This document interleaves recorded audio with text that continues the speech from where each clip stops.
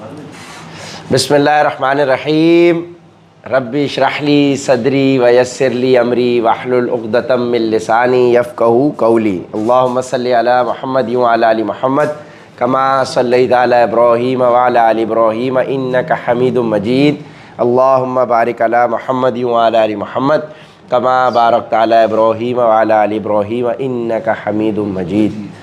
ماشاءاللہ آپ سب کو رمضان کی بہت بہت مبارکباد یاد آ رہی ہوگی ہیں، اور اللہ کی توفیق ہے بھائی کہ آپ سب کا دل اللہ نے مطمئن کر دیا ہے. میں تو دل میں تھی یہ بات، لیکن کہتے ہوئے ذرا گھبراہٹ ہو رہی تھی کہ یار آپ لوگ پھر یہ نہ بولو ہمارا ٹائم ویسٹ ہو رہا ہے، جیسا ہم نے کل ذکر کیا. لیکن اللہ نے آپ لوگوں کا دل مطمئن کیا ہے، تو اب ہم کوشش کریں گے کہ روز کچھ نہ کچھ ریفریشر ہونا چاہیے. اچھا، اس کے پیچھے لاجک کیا ہے؟ لاجک یہ ہے کہ دیکھیں، روز ہم نماز بھی تو پڑھتے ہیں نا. اب روز جو بندہ باجماعت نماز پڑھ رہا ہے تو فجر مغرب عشاء میں تلاوت سن رہا ہے. اب وہ عربی سن رہا ہے. اب اگر عربی ہمیں سمجھ میں آ رہی ہوتی تو بالکل ویسے ہی ریمائنڈر ہوتا جیسے اب ہم یہ تھوڑا سا لے کے چلیں گے. سو ہم ڈیلی نماز پڑھ رہے ہیں، ڈیلی عربی سن رہے ہیں، اس کا مطلب ڈیلی ہمیں ریمائنڈر ہو رہا ہوتا. غفار بھائی آپ ادھر آ جاؤ، سامنے سامنے سامنے سامنے اپنی ٹیم کے ساتھ. ٹھیک ہے، تو اب اسی حکمت کے تحت کہ ہمیں ڈیلی اللہ کے کلام کی اردو کے اندر ایک ریمائنڈر ہو رہا ہو. ٹھیک ہے، اور ہمارا ایمان اس لیول کا ہونا چاہیے کہ اللہ اگر ہم تیرے لیے 1 گھنٹہ نکال رہے ہیں تو ہمارا کام 7 گھنٹے میں ہو جائے گا. ٹھیک ہے، اور اوریجنلی 7 گھنٹے نہیں، ہمارے پاس پھر 23 گھنٹے ہیں. تو اگر ہم اللہ کے لیے 1 گھنٹہ نکال لیں، وہ بھی آفس کے ٹائم کا، تو انشاءاللہ برکت ہوگی. ٹھیک ہے نا. اور میں اس میں آپ کے ساتھ کوئی ناانصافی نہیں کرنا چاہتا کہ بھائی میں آپ کو یہ بولوں کہ یہ 1 گھنٹہ ہم آفس کے ٹائم کے علاوہ نکالیں. تو ہم اپنے آفس کے آفیشیل ٹائم میں سے 1 گھنٹہ نکال رہے ہیں نا اس مقصد کے لیے، تو انشاءاللہ اللہ پھر برکت کرے گا. تو ہمیں صرف اپنی غرض ہوتی تو ہم یقیناً یہ بولتے کہ آفس کے ٹائم کے علاوہ آپ نکالیں، یا پھر آپ اس 1 گھنٹے کے علاوہ اپنے 8 گھنٹے پورے کریں. بھائی یہ پارٹ آف ہمارے کلچر کا آپ حصہ آپ سمجھیں کہ ہم نے کوشش کر کے یہ 1 گھنٹہ اللہ کے ذکر کا دینا ہے. ٹھیک ہے. تو کل میں ایک ولیمے میں گیا ہوا تھا، میں نے جیسے بتایا آپ لوگوں کو نا، تو وہاں میں نے جلدی پہنچ گئے تھے، تو پھر میں نے 1 پاؤ وہاں پہ تھوڑا سا ریوائز کر لیا. جب شروع کیا تو لگ رہا تھا یار پہلی دفعہ پڑھ رہے ہیں. صحیح ہے. تو اب ہم تھوڑا سا ٹھہر کے چلتے ہیں. تو ہمارا اس والے ویڈیو سیکشن میں سورہ بقرہ شروع ہو جائے گی، سورہ فاتحہ شروع ہو کے مکمل ہو جائے گی، اور سورہ بقرہ کی 1 پاؤ میں 46 شروع کی آیات آئیں گی. تو ہم 46 آیات کر لیں گے. ٹھیک ہے، تو اس کو غور کرتے ہیں، اور اس کے بعد ہم حدیث شریف کی بھی کتاب اٹھا لیں گے. ٹھیک ہے، اور کوشش کریں گے اللہ پاک اس کو پھر اس میں قبولیت بھی عطا فرمائے اور اس کے اندر ہمیں استقامت عطا فرمائے. تو بسم اللہ الرحمن الرحیم بھائی، سورہ فاتحہ سے. ماشاءاللہ ماشاءاللہ. بسم اللہ الرحمن الرحیم. تمام تعریفیں اللہ کی ہیں جو تمام جہانوں کا پروردگار ہے. اور تعریفوں کے اوپر ہم نے ایک دفعہ ڈیٹیل میں ڈسکشن کی تھی کہ دیکھیں تمام تعریفیں اللہ کی ہیں جو تمام جہانوں کا پروردگار ہے. اب اس سے مراد یہ ہے کہ آپ کسی بھی چیز کی اگر تعریف کرتے ہیں،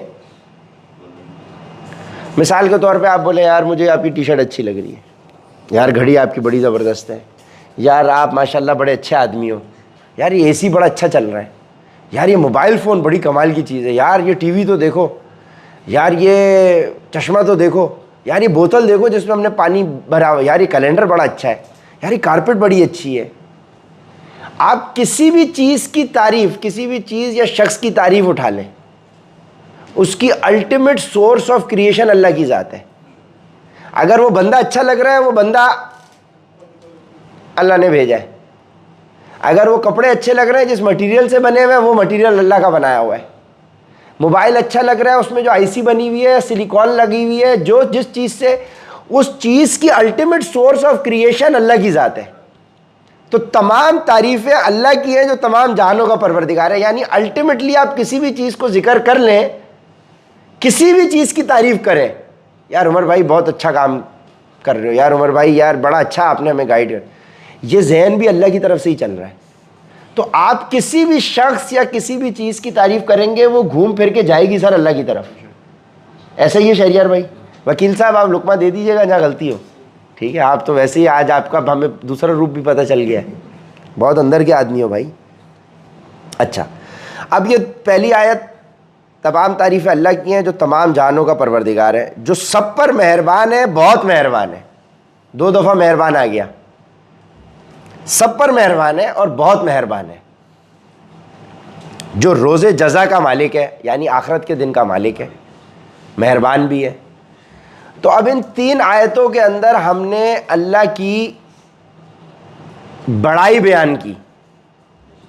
اب ہم کسی کو کوئی خط لکھتے ہیں یا کوئی مدعے کی بات کرنی ہوتی ہے تو پہلے گئے، حال احوال پوچھا، یار کیسے ہیں، ٹھیک ہیں یار، بڑے اچھے کپڑے پہنے ہوئے ہیں یار، بڑی اچھی خوشبو لگائی ہوئی ہے، عمر بھائی عید کیسی گزری؟ ہاں. اس کے بعد آپ نے اپنی مدعے کی بات رکھ دی. تو پہلے گراؤنڈ بنانا پڑتا ہے، یار موسم کیسا چل رہا ہے، ہاں یار عید کیسی گزری، صحیح ہے. تو مدعے پہ آنے سے پہلے اب یہ کیا ہے دیکھیں، الحمدللہ رب العالمین الرحمن الرحیم مالک یوم الدین. تمام تعریفیں اللہ کے لیے، بڑا مہربان ہے، بہت مہربان ہے، آخرت کے دن کا مالک ہے. اب اللہ کو یہ تعریف کی جا رہی ہے، اللہ کی تعریف کی جا رہی ہے. پھر 4 نمبر کی آیت، ہم تیری عبادت کرتے ہیں اور تجھی سے مدد مانگتے ہیں. پہلے ہم نے اللہ کی تعریف کی، پھر ہم نے اللہ کو یہ بتا رہے ہیں، اللہ ہم تیری عبادت کرتے ہیں، صرف تجھی سے مانگتے ہیں، صرف تیری عبادت کرتے ہیں اور صرف تجھی سے مانگتے ہیں. یعنی پہلے تعریف کری، ماحول بنایا، اب مدعے کی بات آ رہی ہے، اللہ ہم تیری عبادت کرتے ہیں، دیکھ لے صرف تیری عبادت کرتے ہیں اور کسی کی عبادت کرتے ہی نہیں، مانگتے بھی صرف تجھی سے ہیں، کسی کے آگے ہاتھ بھی نہیں پھیلاتے ہیں، صرف تجھی سے مانگتے ہیں. ہمیں سیدھے راستے کی ہدایت عطا فرما. راستہ ان لوگوں کا جن پر تو نے انعام کیا ہے، نہ کہ ان لوگوں کے راستے پر جن پر غضب نازل ہوا، اور نہ ان کے راستے کی جو بھٹکے ہوئے ہیں. ٹھیک ہے، ہمیں سیدھا راستہ دکھا ان لوگوں کا جن پر تیری نعمتیں ہوئیں. اب ہم نے سیدھا راستہ نہیں معلوم تھا، تبھی تو پوچھا نا اللہ سے. اب آپ کو یہاں سے کبریا میں اپنے گھر کا رستہ پتہ ہے نا، آپ رستے میں رک کے کسی سے پوچھو گے؟ غفار بھائی آپ کو یہاں سے اپنے گھر کا رستہ پتہ ہے؟ آپ کسی سے رک کے پوچھو گے؟ آپ کو سیدھا رستہ اگر معلوم ہوتا تو آپ اللہ سے نہیں پوچھتے. اور ہم ہر نماز کی ہر رکعت میں مرتے دم تک نماز پڑھنی ہے، ہر رکعت میں اللہ سے سیدھا رستہ مانگ رہے ہیں. اس کا مطلب ہمیں مرتے دم تک سیدھا رستہ مانگنا ہے. سیدھا رستہ نہیں پتا ہوگا، ہماری پوری زندگی اسی ٹریک میں نکل جائے گی کہ ہمیں اللہ سیدھا رستہ دے دے اور سیدھے رستے پہ ہم رہیں. یعنی اب کسی بھی لمحے یہ نہیں کہہ سکتے کہ مجھے سیدھا رستہ مل گیا اور میں بھائی ٹریک پہ آ گیا، کیونکہ سیدھا مل جائے گا ہم بعد میں پھر ڈی ٹریک ہو جاتے ہیں. رمضان کی 8 دن کی چھٹی ہوئی، عید کی، ہم غور کیا ہوگا کہ وہی غلبہ ہمارے پہ ہونے لگ گیا دنیا کا. 30 دن کے اوپر 8 دن بھاری ہو گئے، تو وہ نشہ ہمارا جو ٹوٹنا شروع ہو جائے گا نا، جو غلط دنیا کا ہمارے پہ، اس کے لیے ہمیں اپنے آپ کو پازیٹیو چیز سے جوڑنا پڑے گا. اس لیے روز ہمارا ریمائنڈر ضروری ہے. راستہ ان لوگوں کا جن پر تو نے انعام کیا. اب اگلے کو یہ پتہ ہے کہ جن لوگوں پر اللہ نے بھلائی کی ہے، نعمتیں کی ہیں، جن سے اللہ راضی ہوا، اس کا مطلب وہ سیدھے راستے پر دے. اب اللہ نے انعام کن لوگوں کو کیا؟ یعنی وہ سیدھے راستے پر. تو آپ نے اللہ سے انڈائریکٹلی اللہ سیدھا راستہ دکھا، اور راستہ ان لوگوں کا جن پر تو نے انعام کیا. کیونکہ آپ کو پتہ ہے کہ جن پر انعام ہوا ہے وہ اللہ کے صحیح رستے پر چلے ہوں گے، نہ کہ ان کا جن پر تیرا غضب نازل ہوا، نہ وہ جو بھٹکے ہوئے ہیں۔ اب آپ نے یہ اوپن اینڈڈ کوسچن چھوڑ دیا، اللہ میں سیدھا رستہ دکھا، رستہ ان لوگوں کا جن پر تیری نعمت ہوئی، نہ کہ جن پر تیرا عذاب ہوا۔ اب اللہ کہہ رہا ہے وہ تمہیں سیدھا رستہ چاہیے، اگلی 113 صورتیں پڑھ لو۔ وہ اگلی 113 صورتیں اللہ کا جواب ہے کہ وہ صراط مستقیم جو ہم مانگ رہے ہیں وہ کیا ہے۔ پھر کل میں نے ایک چیز غور کری، تھوڑی سی غور و فکر کری جتنی، 5ویں آیت کے اندر آ رہا ہے ہمیں سیدھے راستے کی ہدایت عطا فرما، اہدنا الصراط المستقیم، ہدایت عطا فرما، ہمیں سیدھے راستے کی ہدایت عطا فرما۔ سورہ بقرہ کی 5ویں آیت میں ہدایت مکمل ہو جاتی ہے۔ 5ویں آیت میں ایگزیکٹلی میں نے ہدایت مانگی ہے، اور 5ویں ہی نمبر کی سورہ بقرہ کی آیت کے اندر ہدایت کا بھی لفظ دیکھو، 5ویں میں ادھر یوز ہوا ہے، 5ویں میں ادھر بھی یوز ہوا ہے۔ اب آپ آئے سورہ بقرہ پہ، الف لام میم پہلی آیت، دوسری آیت، یہ کتاب ایسی ہے کہ اس میں کوئی شک نہیں، یہ ہدایت ہے ان ڈر رکھنے والوں کے لیے۔ ہدایت ہے ڈر رکھنے والوں کے لیے، یعنی جو ڈر رکھتے ہیں ان کے لیے ہدایت ہے۔ جو بے دیکھی چیزوں پر ایمان لاتے ہیں، یعنی پہلی چیز جو انسین، بے دیکھی چیزوں پر ایمان لاتے ہیں، یعنی اللہ نظر تو نہیں آ رہا نا، اللہ پہ بھی ایمان، جو اللہ پر ایمان لاتے ہیں نماز قائم کرتے ہیں۔ انسین کے بعد جو ذکر ہے وہ نماز کا ہے، اور جو کچھ ہم نے انہیں دیا ہے اس میں سے اللہ کی خوشنودی کے کاموں میں خرچ کرتے ہیں۔ اور اس کے بعد نماز کے بعد ذکر آ رہا ہے خرچ کرنے کا، یعنی رزق ملا ہوگا تو خرچ ہوگا نا۔ اچھا دوسرے نمبر پہ کیوں نہیں ذکر آیا رزق کا؟ نماز کے بعد آیا، یعنی نماز پکی ہوگی تو رزق ملے گا بھائی، نماز ہوگی تو رزق ہوگا۔ اب آپ دیکھو، رزق نہیں، رزق آ رہا ہے اس کے نہیں، رزق زیڈ کے، زیڈ کیو آ رہا ہے، زیڈ کیو، یہ نہیں بولنا نماز پڑھ کے رزق ہو گیا، نہیں بھائی۔ وہ بٹ صاحب کل کہہ رہے تھے انشاءاللہ فجر کی نماز مغرب میں، ہم نے وہ کل ایک نعرہ بلند کروایا، غفار بھائی سب سے ہم نے ریپیٹ کروایا، ہم نے بولا کل سے فجر کی نماز مسجد میں، سب نے کرتے کرتے بٹ صاحب کے منہ سے سلپ آف ٹنگ واپس ہے، کل سے فجر کی نماز مغرب میں۔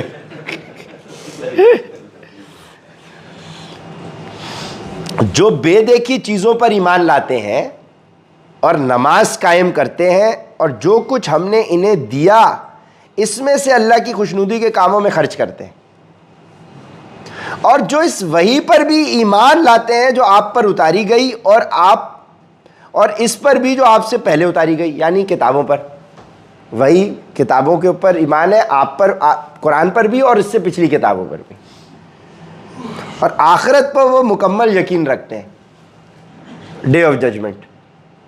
ٹھیک ہے جی، ہدایت ہے ان ڈر رکھنے والوں کے لیے جو ان 5 چیزوں پہ، یہ ہیں وہ لوگ جو اپنے پروردگار کی طرف سے صحیح راستے پر ہیں۔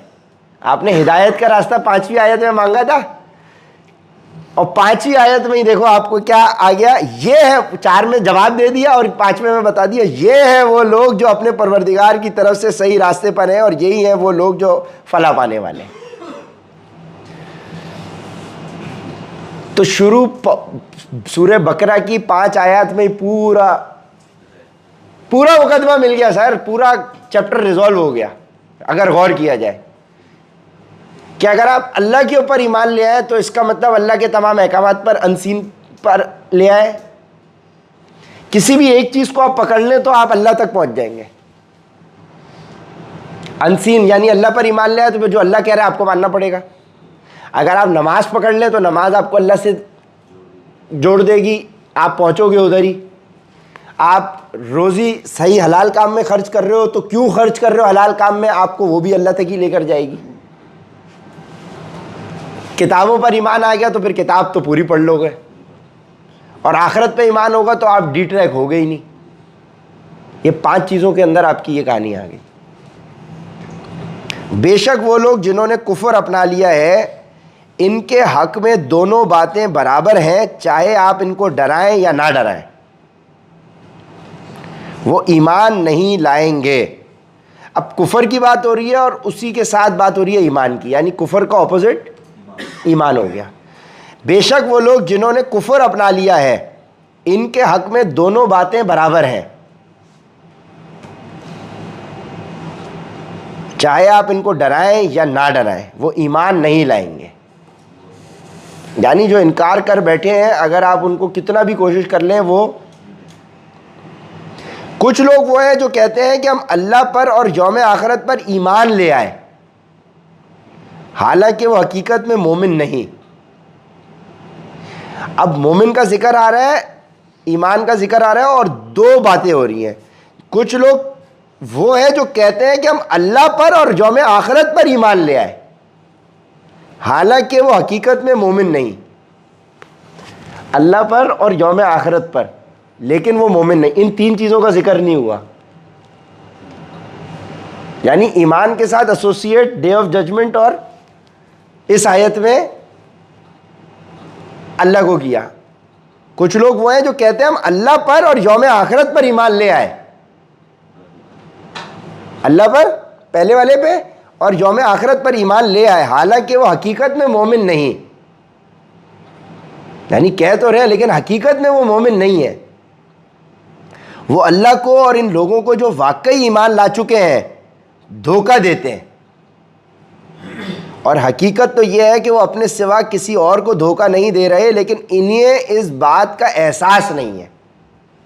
یعنی سب کانشیسلی وہ اتنی دفعہ یہ کام کر چکے ہیں کہ اب وہ سب کانشیس لیول پہ لوگوں کو جھٹلا رہے ہیں اور انہیں احساس نہیں ہو رہا۔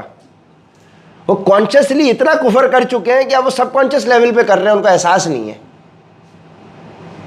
اور کانشیس سب کانشیس ہم پڑھ چکے ہیں تو ہمیں اس بات کو ریلیٹ کرنا آسان ہو رہا ہے کہ ان کو احساس نہیں ہے۔ وہ کہہ رہے ہیں کہ بھائی ہم تو ایمان لا چکے ہیں، لیکن گڑبڑ اتنی کرتے ہیں وہ، منافقت ان کی۔ ان کے دلوں میں روگ ہے، چنانچہ اللہ نے ان کے روگ میں اور اضافہ کر دیا، اور ان کے لیے دردناک سزا تیار ہے، کیونکہ وہ جھوٹ بولا کرتے تھے۔ ان کے دلوں میں روگ ہے، یعنی بیماری ہے، کیونکہ وہ جھوٹ بولا کرتے تھے۔ یعنی جھوٹ بولنے والے کے دل کے اندر روگ آ جاتا ہے۔ پتہ چل گیا آپ کو، جھوٹ کا کردار پتہ چل گیا۔ تو جو شخص جھوٹ بولے گا، اس کا مطلب اس کے دل کے اندر وہ سیاہ داغ لگا رہا ہے، جس وجہ سے ایونچولی اس کا دل میں روگ ہے۔ ٹھیک ہے جی، اور پھر وہی ان کے دلوں میں روگ ہے، چنانچہ اللہ نے ان کے روگ میں اور اضافہ کر دیا، اور ان کے لیے دردناک سزا تیار ہے، کیونکہ وہ جھوٹ بولا کرتے تھے۔ یعنی روگ کا تعلق، دل کی بیماری کا تعلق جھوٹ سے بھی آ رہا ہے۔ تو جی سی ایف کے اندر آپ ایڈیشن کرتے رہیں سر، جھوٹ کی بھی ایڈیشن ہو جائے گی۔ جی سی ایف ایل بھی لکھیں آگے، ایل بھی آ گیا بھائی، ایل لکھو بھائی، ایل لائی، جی سی ایف ایل لائی، ہاں ایل آئی ای، جھوٹ بولنا۔ ٹھیک ہے جی، آ گیا، دل سے ہی تعلق ہے نا۔ ان کے دلوں میں روگ ہے کیونکہ وہ جھوٹ بولا کرتے تھے۔ اور جب ان سے کہا جاتا ہے کہ تم زمین میں فساد نہ مچاؤ، تو وہ کہتے ہیں کہ ہم تو اصلاح کرنے والے ہیں۔ وہ قرآنی آیات پڑھ کے بھی سنائیں گے آپ کو، لیکن وہ ظلم کر رہے ہوں گے۔ وہ ہے یزید بھی غالباً قرآن پڑھتا تھا، کہنے کو تو وہ بھی مسلمان تھا، ہے وکیل صاحب۔ اور جب ان سے کہا جاتا ہے کہ تم زمین میں فساد نہ مچاؤ، یار گڑبڑ نہ کرو، تو وہ کہتے ہیں ہم تو اصلاح کرنے والے ہیں۔ یار تم لیٹ مت آؤ، ہم تو اچھی سیل کرنے والے ہیں، ہم فساد تھوڑی مچا رہے ہیں، ہم تو لیٹ آ رہے ہیں، تو کیا ہوا، سیل تو کر رہے ہیں نا حران بھائی۔ تو تمہیں پتہ ہے کہ لیٹ آنے والوں کے کیا مسئلے مسائل ہوتے ہیں، تو اس کے ذرا ریزالو کر دینا شایان کے۔ یہ تم لوگ کے ایریا میں کوئی مسئلہ ہے، ناظم آباد میں، یار کیا چکر ہے اس ایریا میں؟ کوئی نوست تو نہیں ہے، بے نمازی تو نہیں ہے وہاں؟ کیونکہ دیکھو، ایک بے نمازی کی نوست 40 گھر آگے، 40 گھر، ایک بے نمازی کی نوست 40 گھر آگے، 40 گھر پیچھے، 40 گھر دائیں بائیں جاتی ہے۔ اس کا مطلب اگر ایک بے نمازی ہے اور بہت سارے ہوں گے وہاں، فجر کی نماز کتنے پڑھتے ہیں ناظم آباد میں؟ آتے ہیں وہاں بھی طیبہ مسجد ہے, کم آتے ہیں, کم آتے ہیں. تو اس کا مطلب پورا ماحول میں نوست ہوگی نا بھائی. جو بے نمازیوں کی نوست 40 گھر آگے دائیں بائیں جا رہی ہے, 360 ڈگری جا رہی ہے, تو ہر گھر کے اندر ایک ایک بے نمازی بیٹھا ہوا ہے, تو ہر گھر میں نوست ہی نوست چل رہی ہے. تو اس علاقے کو چھوڑو, علاقے کو چھوڑنا پڑے گا تمہیں اپنے خرچے پر, کیونکہ پیچھے آ گیا. اس میں سے خرچ کرتے ہیں اللہ کی خوشنودی کے کاموں میں. تو تم ایسی جگہ کا انتخاب کرو جہاں اللہ کا ذکر ہو رہا ہو.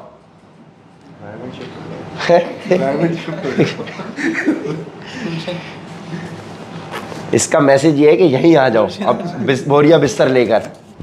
یاد رکھو یہی لوگ فساد پھیلانے والے ہیں, لیکن انہیں اس بات کا احساس نہیں, اور احساس نہیں سب کانشیس لیول پہ, کیونکہ فساد مچا مچا کے اتنے عادی ہو چکے ہیں, اب مچا رہے ہیں لیکن ان کو احساس نہیں ہے. وہ کرپشن کر کر کے اتنا عادی ہو چکے ہیں کہ اب آٹومیٹکلی کرپشن ہو رہی ہے ان کی, لیکن ان کو احساس نہیں ہے. ہے وکیل صاحب, آج تو آپ نے بڑے راز کھولے. کیمرے کی آنکھ ان کو قید نہیں کر پائے گی. اور جب ان سے کہا جاتا ہے کہ تم بھی اسی طرح ایمان لے آؤ جیسے دوسرے لوگ ایمان لائے ہیں, تو وہ کہتے ہیں کہ کیا ہم بھی اسی طرح ایمان لائیں جیسے بیوقوف لوگ ایمان لائے ہیں. تم بھی وقت پر آ جاؤ. تو کیا ہم ان بیوقوفوں کی طرح وقت پر آئے؟ جب ہمیں وقت پہ نہ آ کے پورے پیسے مل رہے ہیں تو ہم گدھے ہیں جو ہم وقت پر آئے. ڈیڈکشن ہو ہی نہیں رہی ہماری, تو ہم بیوقوف. بھائی ڈیڈکشن ہو ہی نہیں رہی تو پھر کیا تک بنا جلدی آنے کا. تو اب بھائی تلوار لٹکے گی آپ کے اوپر, ذہن میں رکھنا. لیکن وہ یہ بات نہیں, خوب اچھی طرح سن لو, یہی لوگ بیوقوف ہیں. اوہ لیکن وہ یہ بات نہیں جانتے, وہ جانتے نہیں ہیں اس بات کو.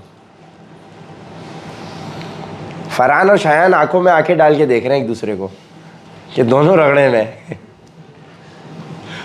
لاکھ روپے لگ رہا ہے اس کے مجھے بھرنے پڑیں گے. نا آپ کے والے تو انس بھائی بھر رہے ہیں اس مہینے کے. میں بھر رہا ہوں, سب کی کہیں نہ کہیں بھر رہا ہے.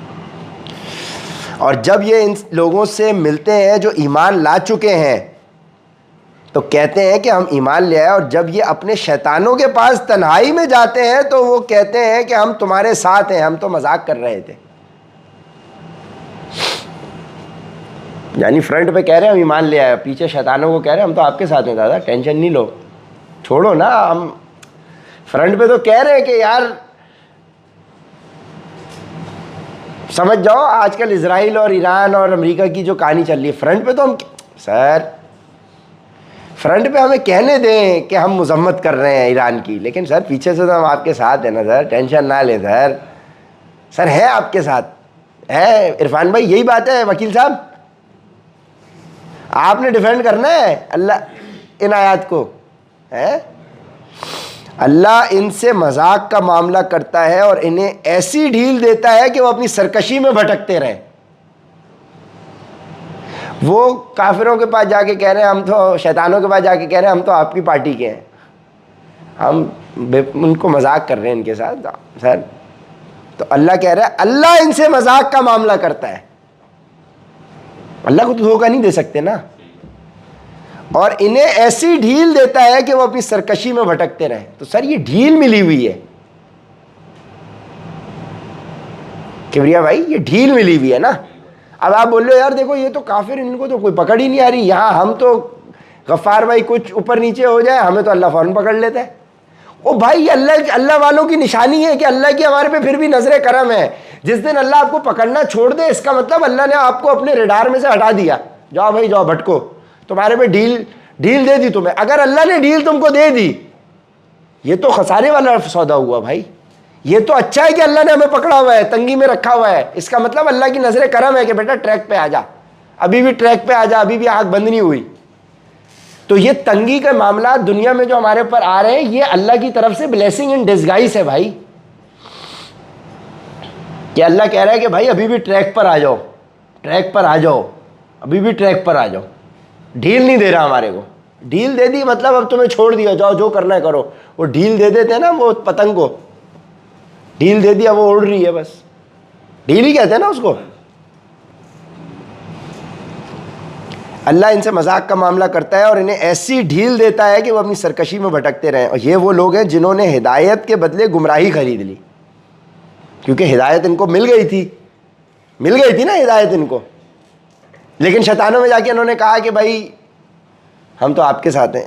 یہ وہ لوگ ہیں جنہوں نے ہدایت کے بدلے گمراہی خرید لی, لہٰذا نہ ان کی تجارت میں نفع ہوا اور نہ انہیں صحیح راستہ نصیب ہوا.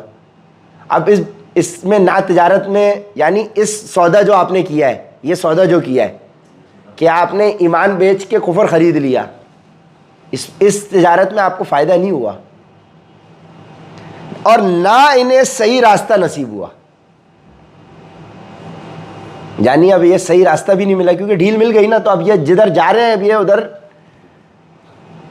ان کی مثال اس شخص کی سی ہے جس نے ایک آگ روشن کی, پھر جب اس آگ نے اس کے ماحول کو روشن کر دیا تو اللہ نے ان کا نور سلب کر لیا اور انہیں اندھیروں میں چھوڑ دیا کہ انہیں کچھ سجائی نہیں دیتا. یعنی اندھیرا تھا, انہوں نے آگ روشن کی, روشنی ہو گئی. یعنی پہلے ہی اندھیرے میں تھے, ایمان ان کو جنت کا رستہ دکھا دیا گیا. جب وہ روشنی ان کی ہو گئی اللہ نے ان کی بینائی چھین لی. یعنی پہلے بھی اندھیرے میں تھے لیکن وہ اندھیرا روشنی کی وجہ سے اندھیرا تھا. اب روشنی تو آ گئی ہے لیکن اب ان کی پرماننٹ بینائی چلی گئی. پہلے ان کی آنکھیں تھی لیکن لائٹ آف ہوئی تھی, بجلی چلی گئی تھی, لیکن اب بجلی آ گئی ہے لیکن آنکھیں غائب ہو گئی تو اندھے کے اندھے رہ گئے. ان کی مثال اس شخص کی سی ہے جس نے ایک آگ روشن کی, پھر جب اس آگ نے اس کے ماحول کو روشن کر دیا تو اللہ نے ان کا نور سلب کر لیا اور انہیں اندھیروں میں چھوڑ دیا کہ انہیں کچھ سجائی نہیں دیتا.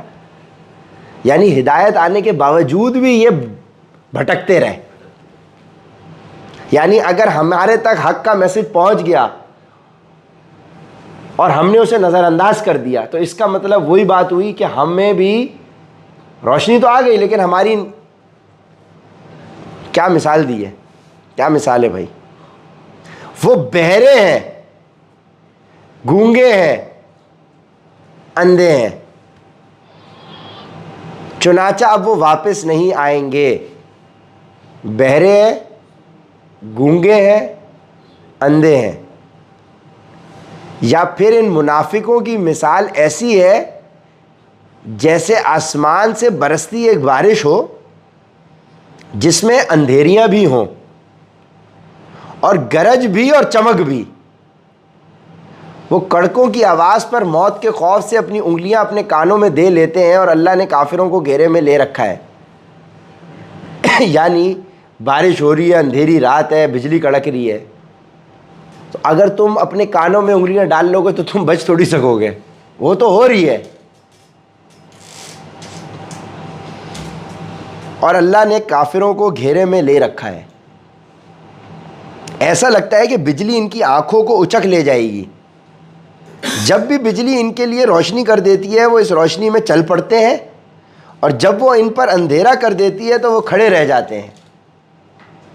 اور اگر اللہ چاہتا تو ان کے سننے اور دیکھنے کی طاقتیں چھین لیتا. بے شک اللہ ہر چیز پر قدرت رکھتا ہے.